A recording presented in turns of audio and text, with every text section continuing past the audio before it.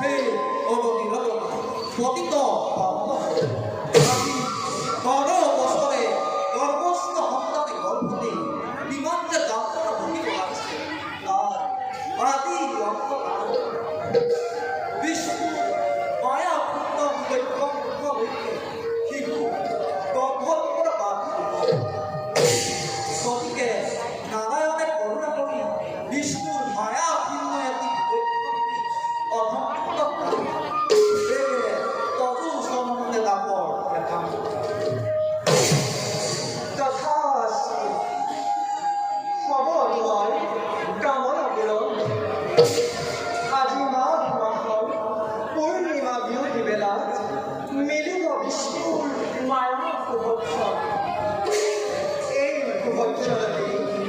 জন্ম হব তোমাৰ সন্তান